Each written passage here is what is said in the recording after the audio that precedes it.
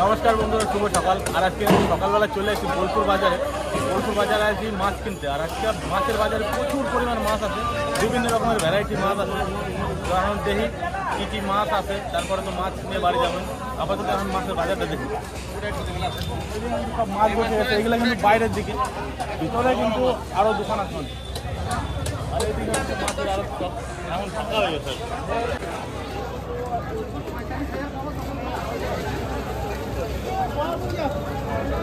এগুলো হচ্ছে লাঠা মাছ।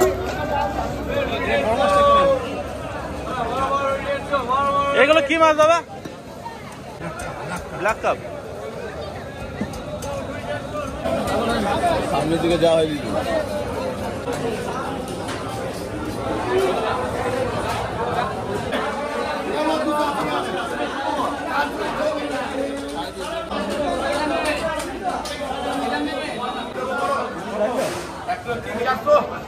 কি প্রাইস চলছে এখন? কি প্রাইস চলছে? 1500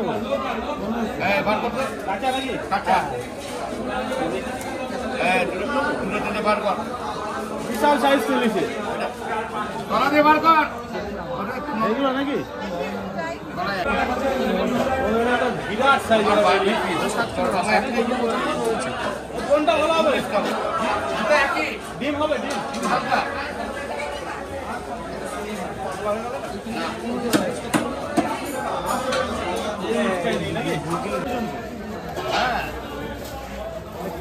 দিয়ে দাও। ওটা কত? 1 কিলো 450।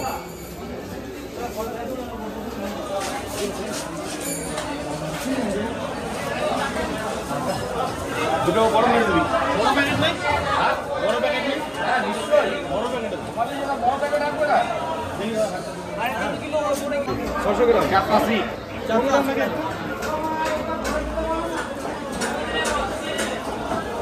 মাছটা কেনা হয়ে গেছে। আর এই জায়গায় প্রচুর ইলিশ আছে, সবথেকে বড় ইলিশটা নিলাম আজকে। এবার বাড়ি যাওয়া যায়।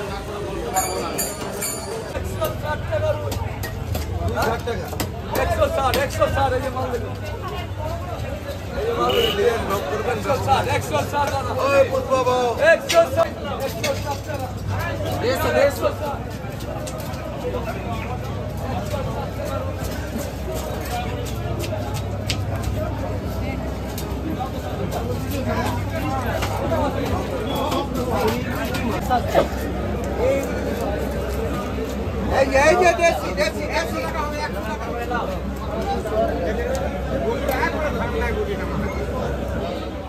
কই মা?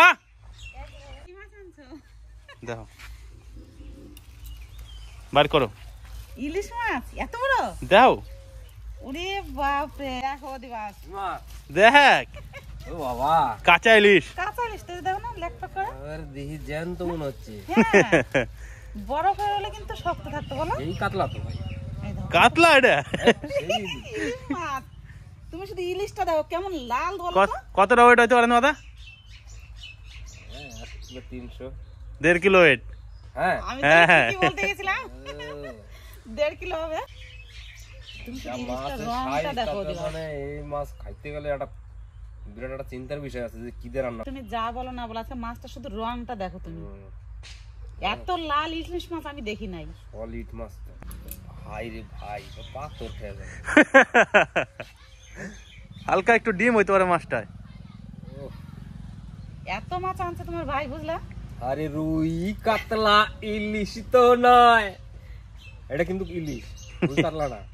হাই রে কি যে করি, আজকে তো ভাই ইলিশ দিয়ে হবে পাতুরি।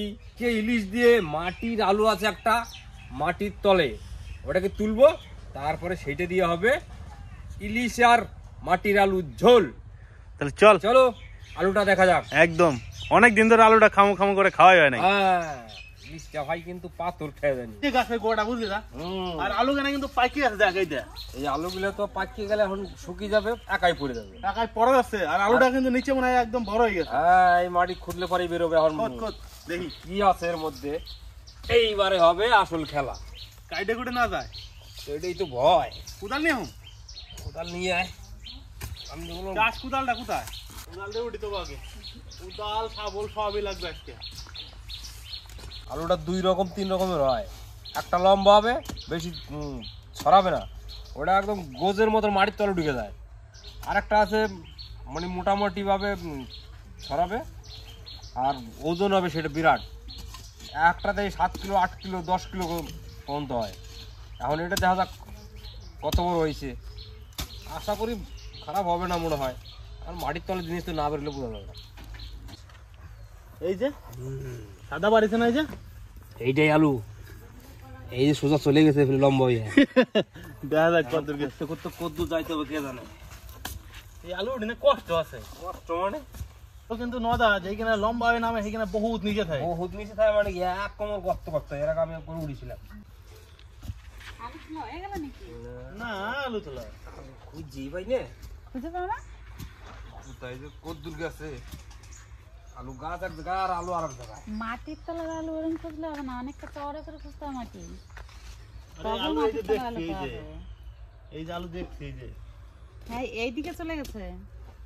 সেই তো দেখছি। আরে ভাই এই যে আলু খালি লিয়ে, আর এই যে খুব আস্তে আস্তে করতে হবে। এই যে আলু লিয়ে, এই যে আলু সাদা, সাদা আলুটা খেতে বেশি ভালো লাগে। হ্যাঁ অন্যদিকে তো অন্যদিকে তো খাইতে হবে আজকে জমায়ে। এই তো সেই মাছটা দিয়ে আর গর্ত বড় করতে হবে ভাই। কি খবর রে ভাই? আরে ভাই বলিস না, আলু তো উঠে জানি জল উঠে যাইতে ওরা খুঁজতে খুঁজতে দেখ এক কোমর কাছাকাছি হয়েই গেল। আলু সুজা নিচে নেমে গেছে। একটা রক, এটা হচ্ছে মিডিল, এটা একটা সাইড, এটা একটা সাইড, আর ওই সাইডে আছে নাকি এখন তুই সেটা কিনারা করতে পারি নাই। এখন মেন মিডিলটা হচ্ছে মেন, আর মিডিলটা যে কত নিচে আছে এটা ভাই কম মুশকিল আছে, যতক্ষণ ওর কিনারা বাই করতে পারতেছি। আলুটা তো নদা বড় রে, এই পাশে যেমন গেছে ভাঙ্গে ওটা তো দেখি, ওটা কত না ওটা এক কোমর খাওয়া হবে ভাই। ও সাপের ভোনা, এই নাগিন নাগিন, এই নাগিন ডান্সের কেনা। এলোটা মাথাটা এত চুক্কা হয়েছে মনে হয় সাপের ফনা, মানে এটাই একদম নিচে ছিল, আর একটা আছে কত নিচে গেছে অন্তরি বোঝা যায় না। আর মাথাটা কত সুন্দর সাদা পরিষ্কার, আর ওটা এত নরম যে পট পট করে খালি ভেঙে যায়। এই হয়েছে আমাকে সেই আলু গাছটা, যে আলু গাছটা সেই মোটামুটি 1 ঘন্টা ধরে খোঁজা ধরছি। এই যে গেছে আলুরা গাছটা, গাছ এগুলো এইবার মূল যে কাণ্ডগুলা, এই একটা কাণ্ড, এই একটা কাণ্ড ভেঙে গেছে, এইদিকে একটা আছে, এই একটা, এই নিচে একটা, আর মেন কাণ্ডটা হয়েছে এই যে এইটার এই পর্যন্ত আইছে। শেষ কিনারা বাই করছি এতক্ষণে 1 কোমর হবো আলুটা। তোর কি কমু, গর্তটার মধ্যে আমি বয়ে রয়েছি, তাহলে বুঝতে পারছি কতটা গর্তের মধ্যে ঢুকছি আমি। তখন তুই আমার এই উপর রয়েছে, আলুটা আরো নিচে আছে, খুঁজতে এখন তুই প্রায় আধা ঘন্টা লাগবে পুরো কিনারা করতে। এখন দেখা যাক ভাই, আলু না উঠিয়ে ছাড়বো না, আলু উঠাবো তারপরে ছাড়বো। খুঁজতে আছি, কাজ চালু আছে, কাজ কামাই নাই। আমি হরান হয়ে গেছি সেই থেকে খুঁজতেছি, খুঁজতে খুঁজতে আমি হরান, এই ক্লান্ত, আর পারছি না। সেই আদিবাসীদের মতন ইন্দুর খোদার মতন খুঁজতে আছি, খুঁজতে আছি, খুঁজতে খুঁজতে আমার মাথার ঘাম বেরিয়ে গেল, কিন্তু আলুর কিনারা শেষ করতে পারলাম না বন্ধু। তুই তো কইলি যে ভাই উপরে এই আলু যত বুদ্ধি হলে তত ভিতরে যায়। আরে ভাই আমি তো প্রথমে বুঝতে পারি যে আলুটা এরকম আমার হাতে ই করবে, দুশ্মনী। কি নদা ওটার মতো পরিশ্রম হয়েছে নাকি? কাজ হয়ে গেছে ভাই, আর বেশি দেরি নাই। এইটাই তো সুরঙ্গ বাই করে দিলাম মোটামুটি, এইবারে আয়ত্তের মধ্যে চলে এসে এই সুরঙ্গ। ওটা আলু, একটা আলু, এবার এই গুঁড়া টুকু এখানে পরিষ্কার করতে পারলেই আলুটা বাড়ি দেবো, তাই তো? আলুটা বেরিয়ে যাবে। বাস বাস, তাহলেই হবে। বন্ধুরা এই যে আজকে আমি আর নদা এই আলুটা উঠিতে আসি, এই আলুটা উঠিতে আসি আজকে 2 বার জীবন শেষ, দিনটাও শেষ। আলুটা যত নিচে যাইতেছে তত ফ্যাংরা হচ্ছে, আর আমরা চাইতেছি যে আলুটা একদম গোটা উঠাবো। এখন কাজ আমাদের ভাই কষ্টটা করতেছি, নালে তো ভাঙিয়ে ছিঁড়ে উঠলে কখন যেত 10 মিনিটের কাম, 10 মিনিটের কাজটা তখন 2 ঘন্টা 3 ঘন্টা লাগতেছে। ভাঙিয়ে ছিল উঠলে তো বুঝতেই পারবো না আলুটা কি জিনিস। মানুষ মনে করবে ভাঙিয়ে লাগে ছোট আলু, তখন কিন্তু কাজ এখন চলতে থাকবে, গোটা আলুটা আজকে উঠাবো তারপরে কথা। আর ওইদিকে রান্না বান্না সব চলতেছে, এই আলুটা উঠাবো তারপরে আজকে ভাত খাবো। নাকি নদা একদম আর পারা হচ্ছে না রে ভাই। আর বলিস না, দুইটা মানুষের জীবনটা শেষ করে আলাদা এক আলুতে। এখানে আবার তাল গাছের শিকড়ে জোর হয়ে গেছে। এখন দুই ভাই খৈসার মধ্যে ঢুকছি, খৈসার মধ্যে ঢুকে একজনে নিড়ানি দিয়ে একজনে সাবল দিয়ে টান দিয়ে উঠে কাঁচাই গেছে, কাঁচাই গেছে ভাই। আজকে সারাদিন এক আলুতেই পার করে দিলাম। ধর ধর ধর ধর ধর ধরছে উপরে আলুটা কিন্তু ধর ধরছিস এই উঠতেছে পারলাম না দা। দেখ ভাই আলুটা এত নরম, আরে বাহ পট পট করে ভেঙে যাওয়া যাচ্ছে, ছি ছি ছি ছি ছি ছি ছি ছি। কিন্তু আলুটা সম্পূর্ণ উঠে গেছে। এই আলু উঠিতে যাই আজকে সারাদিন পার হয়ে গেল। দিনটা পার করে দিলাম এক আলু উঠে পিছনে। তাও আলুটা কষ্ট হলো সব থেকে বেশি এই তাল গাছটার নিগা, তাল গাছের শিকড়ের নিগা উঠিতে কষ্ট হয়েছে, নাহলে এবার কখন উঠি হেলাইতাম। কষ্ট হইলেও উঠিয়ে দিয়েছি মাটির তলের আলু, কষ্ট হলেও তুলে দিয়েছি মাটির তলের আলু। এইটা দিয়ে রান্না হবে ইলিশ মাছের ঝোল।